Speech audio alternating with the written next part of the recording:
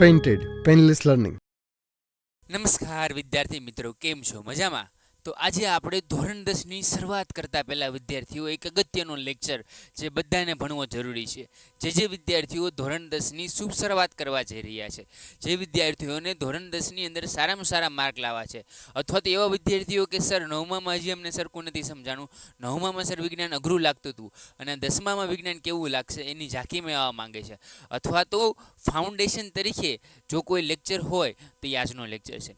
વાલા વિદ્યાર્થીઓ, ધોરણ 10ની તમે જ્યારે ભણવાની શરૂઆત કરો અને ખાસ કરીને જ્યારે તમારું પહેલું ચેપ્ટર રસાયણ વિજ્ઞાનથી શરૂ થતું હોય ત્યારે રસાયણ વિજ્ઞાનની અંદર જો ડાયરેક્ટ જો આપણે શરૂ કરી દઈએ તો આપણને પ્રોબ્લેમ પડે.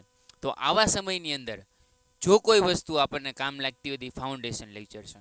તો આજે આપણે ચેપ્ટર નંબર 1 શરૂ કરતાં પહેલાં ફાઉન્ડેશનનો એક અદ્ભુત અને અનોખો લેક્ચર જોશું કે જેની મદદથી આપણને આવનારા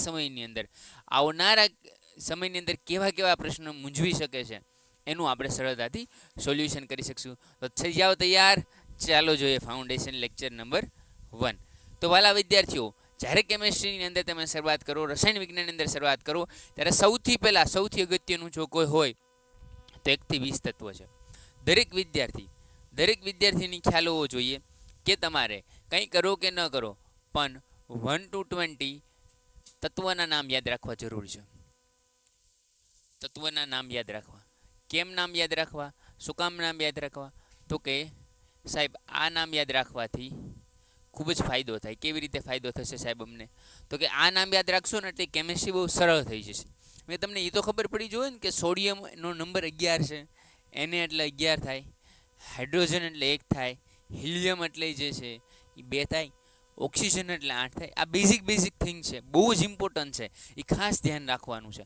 અને વાલા વિદ્યાર્થીઓ, જીવનમાં પણ જો આપણે કોઈ પણ યુદ્ધ લડવા જઈએ તો એની પહેલાં પણ તૈયારી કરીએ છીએ તો આ 10માનું સૌથી મોટું યુદ્ધ છે. તમારું કેરિયર ગાઈડિંગ યર છે અને કેરિયર ગાઈડિંગ યરની અંદર જો તમે થોડીક વધારે મહેનત કરી લો ને તો 100% સફળતા મળે છે. પેઇન્ટેડ એપ્લિકેશન ધોરણ 6 થી 12ના વિદ્યાર્થીઓ માટે અપડેટ થઈ ચૂકી છે. આ એપ્લિકેશનમાં શું છે? બધા જ વિષયના વિડીયોઝ છે, ગુજરાતની બેસ્ટ ફેકલ્ટી દ્વારા લાઈવ લેક્ચર્સ છે, આઈએમપી પ્રશ્ન છે, ટેસ્ટ સિરીઝ છે અને ગુજરાતના તમામ વિદ્યાર્થીઓ સાથે તમે તમારી કમ્પેરિઝન કરી શકો છો. ગેમિફિકેશન છે અને બીજું ઘણું બધું. તો તમે એપ્લિકેશન ડાઉનલોડ ન કરી હોય તો ડિસ્ક્રિપ્શનમાં લિંક આપી છે, હમણાં જ પ્લે સ્ટોર ઉપર જાઓ અને એપ્લિકેશન ડાઉનલોડ કરો. તો ચાલો જોઈ લઈએ. પેલું આવે હાઇડ્રોજન, પછી helium, lithium, beryllium, boron, carbon, nitrogen, oxygen, fluorine, neon, બરાબર છે, sodium 11, magnesium 12, aluminium 13, silicon 14, phosphorus 15, sulphur 16, chlorine 17, argon 18, potassium 19 અને કેલ્શિયમ 20. તો 1 થી 20 તત્વો આપણે યાદ રાખવા. સાહેબ આ કેવી રીતે યાદ રાખી શકાય? તો હા ઈ લી બે બો કા નો ઓ ફ ની શું લખવાનું? તો કે સાહેબ હ હા લી બે, હ હા લી બે, બો કા ની, ઓ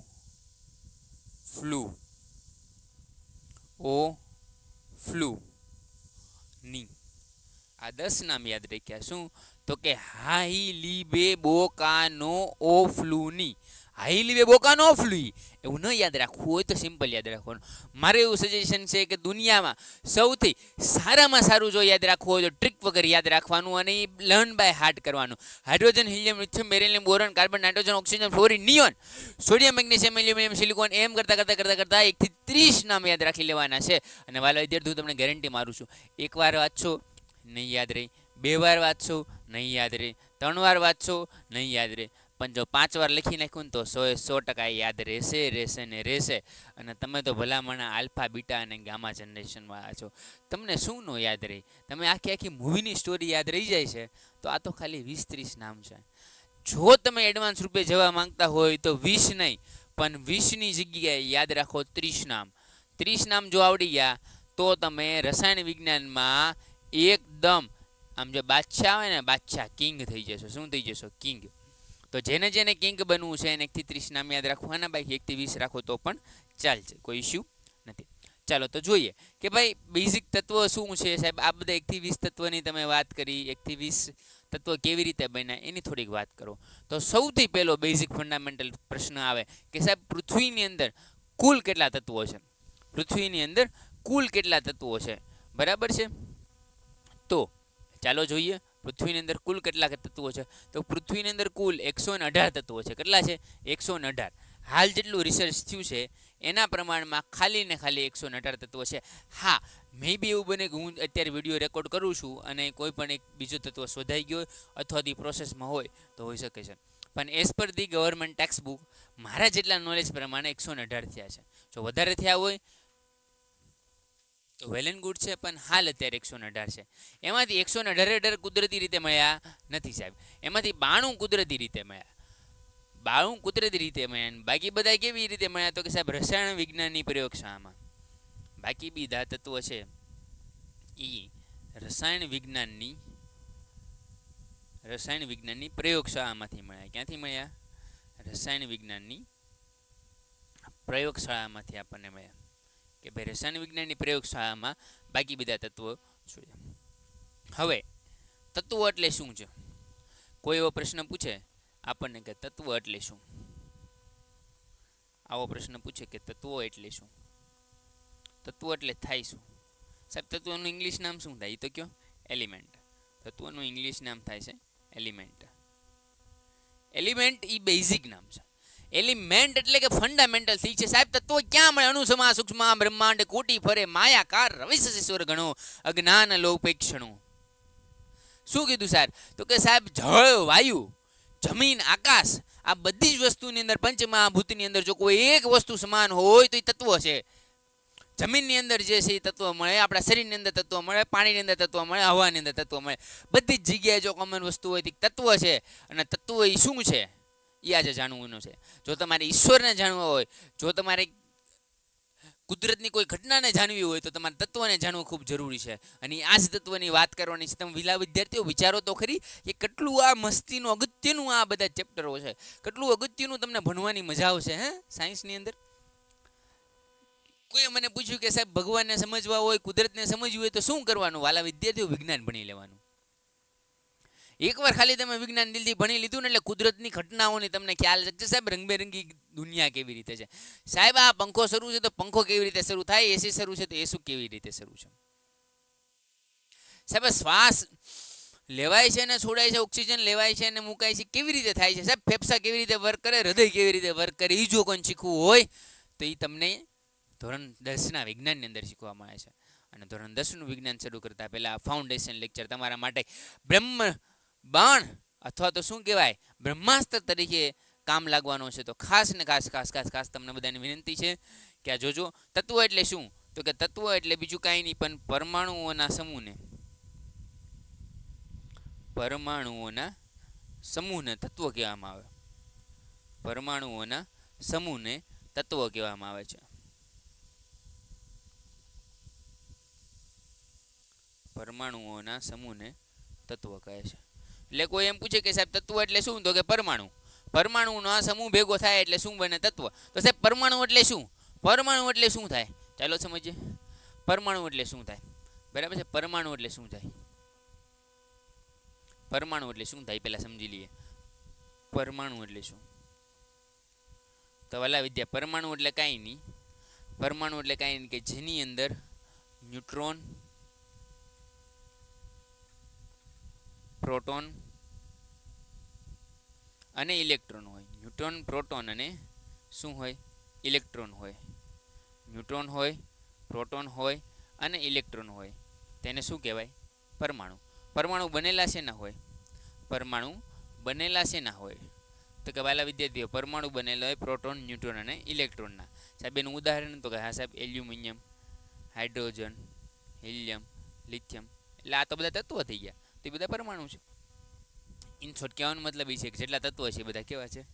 પરમાણુ છે. અને પરમાણુના સમૂહને શું કહેવાય? તત્વો. રાઈટ? Okay, understood? ચાલો સર. તો સાહેબ સંયોજન એટલે શું? સંયોજન એટલે શું? તો કેવું હોય તો કહી શકાય કે બે કે બેથી વધારે. ચાલો નવી પેનથી લખીએ એટલે મજા આવે, નવા કલરથી.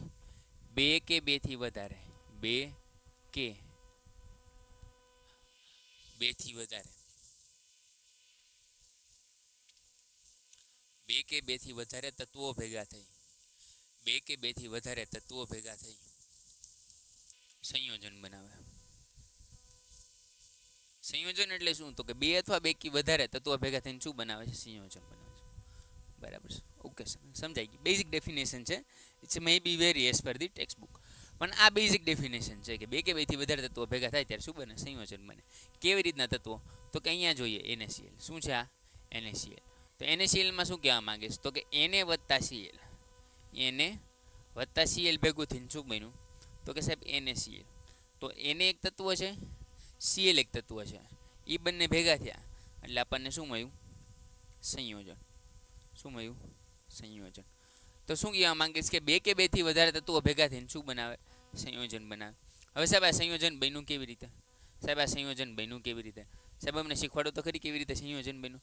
જરાય મૂંઝામાં બધું જ શીખવાડ દો. ચાલો, અસકલાકા બમ બમ ચકલાકા બુમ બુમ શીખી જઈએ. ચાલો, તો NaCl માં થશે શું? તો કે વાલા વિદ્યાર્થીઓ એક વસ્તુ યાદ રાખવાની કે બે સંયોજનો બને એમાં મોટા ભાગે એક ધન હોય ને એક ઋણ હોય.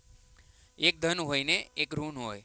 તો NaCl માં જો તમે ડાબી બાજુથી શરૂ કરો તો પહેલા ધન આવે, ડાબી બાજુ શરૂ કરો તો શું આવે? ધન. અને જમણી બાજુ શરૂ કરો તો શું આવે? ઋણ. તો હંમેશા ઋણ ક્યાં લખાય? તો કે એકમના સ્થાને. ક્યાં લખાય? એકમના સ્થાને. અને એને ક્યાં લખાય? દશકના સ્થાને. એટલે જમણી બાજુ જ્યારે લખવું ત્યારે Cl પહેલા આવે ને એને ક્યાં આવે? પછી આવે. Cl પહેલા આવે ને એને ક્યાં આવે? પછી આવે. તો NaCl, Na માં પ્લસ, Cl માં માઇનસ. સાહેબ એની સંયોજકતા જોવાની. Na માં બાહ્યતમ કક્ષામાં કેટલા ઇલેક્ટ્રોન હોય? એક હોય. Cl માં બાહ્યતમ કક્ષામાં કેટલા ઇલેક્ટ્રોન હોય? એક હોય. કેવી રીતે સાહેબ જોઈ લઈએ. ચાલો જો, આર્ગોન છે ને, આર્ગોન એ આદર્શ વાયુ છે. નિયોન કેવો છે? આદર્શ વાયુ. પછી હિલિયમ આદર્શ. હિલિયમ કેવો વાયુ છે? આદર્શ વાયુ છે. તો ભાઈ 11 નંબર જોવા જઈએ તો 11 નંબરમાં એક ઇલેક્ટ્રોન વધારે છે તો એ નિયોન જેવી બનવાની ટ્રાય કરશે. દરેક વ્યક્તિ પોતાની જેવું બનવાની ટ્રાય કરે એટલે સોડિયમ શું ટ્રાય કરશે? નિયોન જેવું બનવાની ટ્રાય કરશે. કેમ?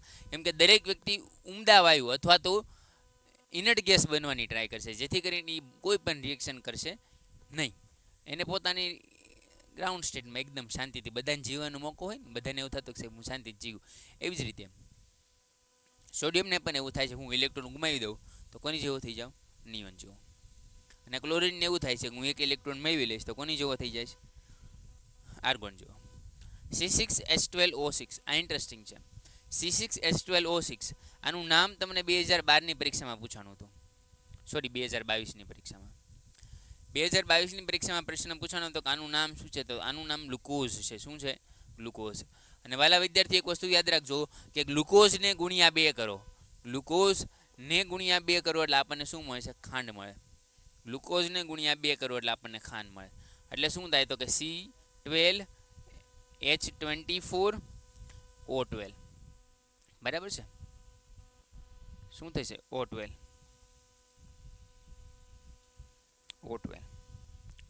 ડન. શું થયું? C12H24O12. ડન. આવડે? સરસ, થેન્ક યુ. ચાલો, તો અણુ એટલે શું? અણુ સમા સૂક્ષ્મ અણુ એટલે શું? તો કે પરમાણુના બે સમૂહ, બે અથવા બેથી વધારે પરમાણુ ભેગા થઈને શું બનાવે? એક અણુ. તમને એક્ઝામ એવું પૂછાય કે અણુ મોટો કે પરમાણુ, તો તમારે કહેવાનું પરમાણુ મોટો ને પરમાણુ નાનો, અને અણુ શું થાય? મોટો થાય. કેમ કે બે અથવા બેથી વધારે પરમાણુ ભેગા થઈને શું બનાવે? અણુ બનાવે. એટલે અણુ સમા સૂક્ષ્મ એટલે અણુથી નાનો. એટલે શું થાય? તો કે બે અથવા બેથી વધારે, બે અથવા બેથી વધારે, બે અથવા બેથી વધારે પરમાણુ ભેગા થઈ, બે અથવા બેથી વધારે પરમાણુ ભેગા થઈને શું બનાવે છે? અણુ. શું બનાવે? અણુ. ડન. ક્લિયર? હવે સંયોજનો એટલે શું થાય? સંયોજન એટલે શું થાય? તો કે આયનો, જે આયનો ધરાવતા હોય, શું ધરાવતા હોય? આયનો ધરાવતા વીજભારો હોય તો એના માટે શું આપણે કહી શકીએ? તો કે આયનો એ વીજભાર ધરાવતા પરમાણુઓ અથવા અણુઓના સમૂહ છે. શું છે? સમૂહ. પહેલા ધન આયન આવશે, પછી ઋણ આયન આવશે. બરાબર છે. આપણે ઉદાહરણ લઈએ. Na+ અને Cl-, તેમાં ધન આયન કયું થયું? Na, sodium. કેમ ધન આયન થયું, કેમ ઋણ આયન થયું, એ સમજીએ. ચાલો કે સાહેબ ધન આયન અને ઋણ આયન કેવી રીતે બને. તો ધન આયન અને ઋણ આયન સમજતા પહેલા તમે એટલું સમજી લો કે ધન આયન એટલે શું? કે જે ઇલેક્ટ્રોન ગુમાવવા માંગે છે, એ ધન થઈ જાય. એટલે જે આપી દે એની માના પોઝિટિવ હોય, જે લઈ લે એની માના નેગેટિવ હોય. જેને હંમેશા દેવાની જ દાનત છે, એ માણસ ઉદાર હોય, અને ઉદારીકરણ વાળા માણસો મહાન હોય. અને જે માણસને લેવાની જ વૃત્તિ છે, એવા માણસો કેવા હોય? એ દાતાર નું હોય. એ માણસો ક્યારે દાતાર બની શકે નહીં. જે માણસને હંમેશા દાન જ કરવાની વૃત્તિ છે, એવા એટલે ધન આયન. એટલે શું? તો કે જે ઇલેક્ટ્રોન સરળતાથી ગુમાવી શકે, તો તેને શું કહેવાય? તો તેને ધન આયન કહેવાય. શું કહેવાય? ધન આયન. જે ઇલેક્ટ્રોન સરળતાથી ગુમાવી દે એને શું કહેવામાં આવે છે? ધન આયન. સાહેબ ધન આયન એટલે હજી એક એક્ઝામ્પલ આપો તો. ધન આયન કેવી રીતે બને? ઇલેક્ટ્રોન કેવી રીતે ગુમાવે? તો 3 અથવા 3 થી ઓછા. આમ તો 4 અથવા 4 થી ઓછા થાય, પણ 4 આપણે નથી લગાય, કેમ કે 4 ઇલેક્ટ્રોન મેળવી શકે અને ગુમાવી શકે. એટલે આપણે લઈએ 3 અથવા 3 થી ઓછા ઇલેક્ટ્રોન હોય તો ધન આયન બને. સિમ્પલ વસ્તુ. 3 અથવા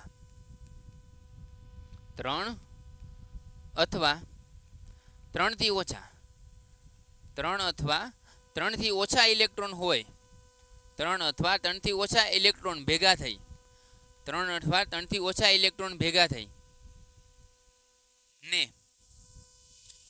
ધન આયન બનાવે. શું બનાવે? ધન આયન બનાવે. કેમ કે શું ટ્રાય કરશે? તો કે ઇલેક્ટ્રોન ગુમાવવાની ટ્રાય કરશે. શું કરશે? ઇલેક્ટ્રોન ગુમાવશે. અને જે ઇલેક્ટ્રોન ગુમાવી ધન બને. શું બને? ધન બને. એટલે જે ઇલેક્ટ્રોન ગુમાવી દેશે મારા કલેજાઓ, એ શું બનશે? ધન આયન બનશે. હવે વાત કરીએ ઋણ આયનની. સાહેબ ઋણ આયન એટલે શું? ઋણ આયન એટલે શું સમજાવો? ચાલો સમજી લઈએ. ઋણ આયન એટલે શું થાય? ચાલો તો ઋણ આયન સમજીએ. એની પહેલા કાઢી નાખીએ. બરાબર. શું? તો કે 3 અથવા 3 થી વધારે ઇલેક્ટ્રોન ભેગા થઈને શું બનાવે? ધન આયન બનાવે. ચાલો ઓકે, ક્લિયર થઈ ગયું? સરસ, થેન્ક યુ. તો ભાઈ હવે સમજવાની ટ્રાય કરો કે મારા કાલે જાઓ ઋણ આયન એટલે શું? ઋણ આયન એટલે શું? તો કે 4 થી વધારે જો ઇલેક્ટ્રોન હોય, 4 થી વધારે ઇલેક્ટ્રોન જો બાહ્યતમ કક્ષામાં હોય. આ બધા શેની વાત છે? બાહ્યતમ કક્ષાની. જો 4 અથવા 4 થી વધારે તત્વો બાહ્યતમ કક્ષામાં હોય તો તે ઇલેક્ટ્રોન મેળવી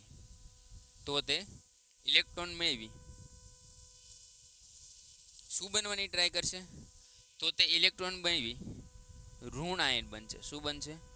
ઋણ આયન. એટલે કહેવાનો મતલબ એ છે કે જ્યારે 4 અથવા 4 થી વધારે ઇલેક્ટ્રોન બાહ્યતમ કક્ષામાં હોય, એ શું કરશે? તો કે ઇલેક્ટ્રોન મેળવી લેશે. શું કરશે? ઇલેક્ટ્રોન મેળવશે ને. બરાબર છે. એને પોતાને ભૂખ છે, હવે 2 રોટલીની જરૂર છે, 2 રોટલી ખાઈ લે તો વાર્તા પૂરી થઈ જાય.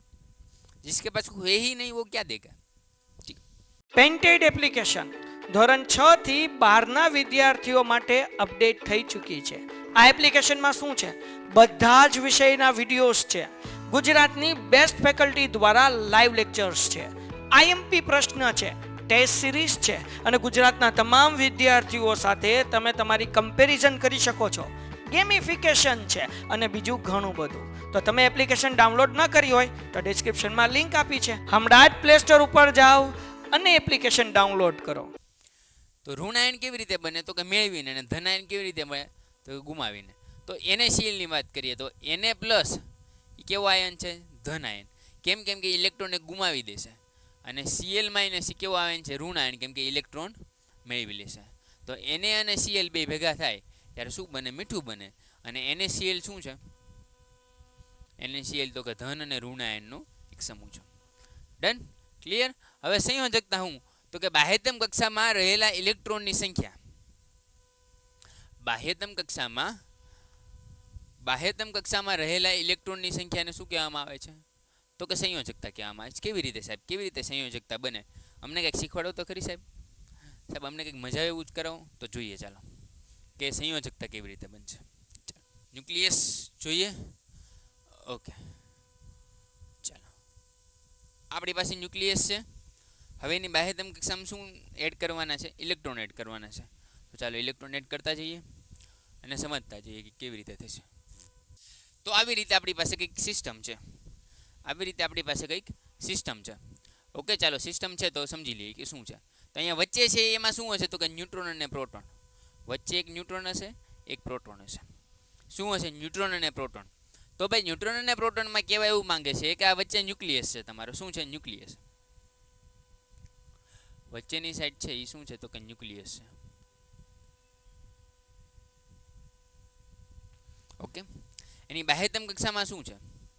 એની બાહ્યતમ કક્ષામાં શું રહેલા હોય? તો કે ઇલેક્ટ્રોન રહેલા હોય. શું રહેલા હોય? તમને ખબર છે ને, કે એલ એમ એન એવી રીતે બાહ્યતમ કક્ષા આવે.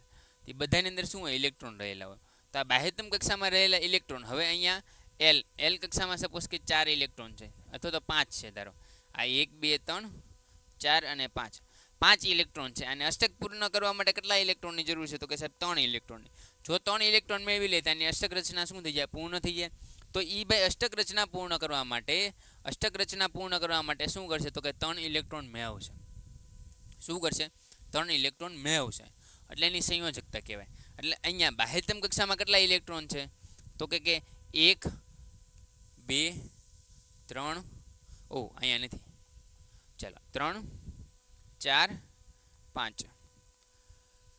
તો અહીંયા બાહ્યતમ કક્ષામાં કેટલા ઇલેક્ટ્રોન છે? 5. તો એની સંયોજકતા કેટલી થઈ ગઈ? તો કે સાહેબ 5. સંયોજકતા કેટલી થઈ ગઈ? 5. તો આવી રીતે બેઝિક આપણે યાદ રાખી શકીએ છીએ. ચાલો હવે આગળ જોઈએ કે ભાઈ સંયોજકતા એટલે શું, કેવી રીતે બને ને શું થાય. તો સંયોજકતા યાદ રાખવા માટે શું કરવાનું? તો કે ભાઈ સંયોજકતા યાદ રાખવા માટે તમારે કાંઈ કરવાનું નથી, ખાલી એટલું યાદ રાખવાનું છે. શું યાદ રાખવાનું છે? તો કે સાહેબ હાઇડ્રોજન એની સંયોજકતા કેટલી છે? તો કે સાહેબ 1 છે, કેમ કે એમાં ઇલેક્ટ્રોનની સંખ્યા 1 છે, પ્રોટોનની સંખ્યા 1 છે.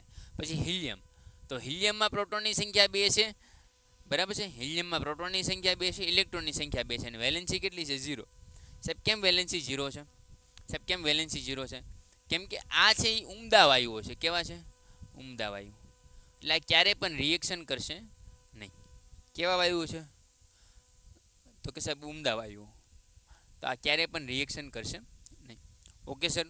પછી લિથિયમ, તો એની બાહ્યતમ કક્ષામાં 1 ઇલેક્ટ્રોન. કેમ કે આ તો કે સેલમાં હમાઈ ગયા ને. પછી એલ સેલમાં કેટલા ઇલેક્ટ્રોન વધ્યા? 1. પછી અહીંયા એલ સેલમાં 2 3 4 આવી રીતે. એટલે સમજો કે 0 1 લખ્યા પછી 1 2 3 4 આવી રીતે વધે છે. પછી પાછું ઘટે છે 3 2 1 0. પછી પાછું વધે છે 1 2 3 4. તો આવી રીતે તમે યાદ રાખી શકો ને. આવી રીતે ક્યાં યાદ રાખે? 14 સુધી તો યાદ રહી જાય ને સાહેબ. શું કરવાનું? તો કે 1 0 કરી નાખવાનું, પછી 1 2 3 4, પછી 3 2 1, પછી પાછું 1 2 3 4. સમજાણું? ચાલો હવે સમજીએ. હવે વેલેન્સીમાં 100 થી સમજવાની ટ્રાય કરીએ કે કેવી રીતે બને છે. ચાલો તો 100 થી સમજવાની ટ્રાય કરીએ આપણે શું થાય છે. તો 100 થી આપણે સમજવાની ટ્રાય કરીએ તો સલ્ફર છે, તેની બાહ્યતમ કક્ષામાં કેટલા ઇલેક્ટ્રોન છે? 2. પછી આવે ક્લોરીન, તેની બાહ્યતમ કક્ષામાં 1. પછી 0. આર્ગોન કેવું? 0. કેમ 0 છે? કેમ કે આ પાછું કેવું તત્વ છે? 18 નંબરનું તત્વ છે. એ કેવું છે? તો કે સાહેબ ઉમદા તત્વ છે. કેવું છે? ઉમદા તત્વ. પછી પોટેશિયમ, તો 1 2 3 4 5 6 7. આ વખતે ક્યાં સુધી ગયા? 7 સુધી ગયા. પછી 2 3 2 3 2 3 ને 1 2. તો શું યાદ રાખવાનું છે? તો કે સાહેબ સ્કેન્ડિયમ રાખવાની જરૂર નથી, ટાઇટેનિયમ રાખવાની જરૂર નથી, વેનેડિયમ રાખવાની જરૂર નથી. ક્રોમિયમ રાખજો, magnesium, iron, cobalt, nickel, copper ને ઝિંક. એટલા યાદ રાખવા. આ શું યાદ રાખવા? તો કે એટલા સાહેબ તમારે યાદ રાખવા પડશે. કેમ યાદ રાખવા પડશે? કેમ કે એક્ઝામમાં કામના છે. સાહેબ બાહ્યતમ કક્ષામાં રહેલા ઇલેક્ટ્રોનની સંખ્યા એટલે શું કહેવાય? સંયોજકતા અથવા વેલેન્સી કહેવાય. વેલેન્સીનું બીજું નામ શું? તો કે સંયોજકતા. જેટલા સંયોજક વધારે એટલે તમારી વેલેન્સી વધારે. As simple as that. આટલું યાદ રાખો એટલે વાર્તા પૂરી. સાહેબ આ યાદ ન રહે કેવી રીતે રહે? સાહેબ આટલું બધું યાદ તો યાદ રહી જાય ને ભાઈ. પ્રોટોન અને ઇલેક્ટ્રોનની સંખ્યા તો કેવી છે ભાઈ? બેની સંખ્યા તો સરખી છે ને. તો સરખી સંખ્યા હોય તો કઈ વાત જ નથી કરવાની. હવે ખાલી વેલેન્સીની વાત કરવાની. એમાંય કહી દીધું કે ભાઈ 1 0, પછી 1 2 3 4, 3 2 1 0, પછી પાછું 1 2 3 4. એવી રીતે યાદ રાખો તો પણ આવડી જાય. એટલે સરળ છે. થોડીક મહેનત કરવાની જરૂર છે, બરાબર છે. મહેનત તો કરવી જ પડશે, કેમ કે હવે આપણે 10માં આવ્યા તો થોડીક મહેનત કરી. ચાલો સમજીએ કે સાહેબ આ સૂત્ર કેવી રીતે બનાવી શકાય. હવે સાહેબ અમને સમજાવો કે સૂત્ર કેવી રીતે બને, બરાબર. સાદા સંયોજનો. તો સાહેબ હાઇડ્રોજન ક્લોરાઇડમાં તત્વ પહેલાં તો શું લખવાનું આવે એ સમજો. પહેલાં તમારે લખવાનું તત્વ કયું તત્વ છે, પછી સંયોજન લખવાનું કે એની સંયોજકતા કેટલી છે, એટલે પછી સંયોજકતા લખવાની, અને પછી તમારે સૂત્ર લખવાનું. સૂત્ર એટલે પછી શું લખવાનું, સંયોજન. કેવી રીતે લખવાનું, 9માની ટ્રીક છે, સાવ સાદી ટ્રીક છે. કેવી રીતે, તો કે ભાઈ હાઇડ્રોજન ક્લોરાઇડ છે, હાઇડ્રોજન એટલે એક, ક્લોરીન એટલે એક. હાઇડ્રોજન ને ક્લોરીન ભેગા કર્યા, બંનેમાં સંયોજકતા કેટલી રાખી, એક એક, કેમ કે બંનેની બાહ્યતમ કક્ષામાં કેટલા ઇલેક્ટ્રોન છે, એક છે. તો એકને અહીંયા ગુણાઈ દેવાનું, એકને અહીંયા ગુણાઈ દેવાનું. એટલે કે કહેવાનો મતલબ એમ છે કે સીએલની જે સંયોજકતા હતી એ હાઇડ્રોજન સાથે ગુણાશે, અને ક્લોરીનની જે હાઇડ્રોજનની જે સંયોજકતા હતી કોની સાથે જોડાશે, ક્લોરીન સાથે. એટલે આપણને મળશે HCl. સાહેબ ન સમજાણું, બીજી રીતે યાદ રાખો.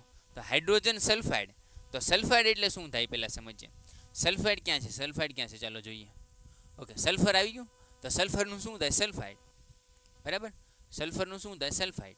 તો ભાઈ હાઇડ્રોજન સલ્ફાઇડની વાત છે, બરાબર છે. તો સલ્ફાઇડ એટલે શું થાય છે, H2S સમથિંગ થાય. હવે સલ્ફાઇડની બાહ્યતમ કક્ષામાં કેટલા ઇલેક્ટ્રોન છે જોઈ લઈએ. સલ્ફાઇડની બાહ્યતમ કક્ષામાં કેટલા ઇલેક્ટ્રોન છે, 2 ઇલેક્ટ્રોન. કેટલા છે, 2.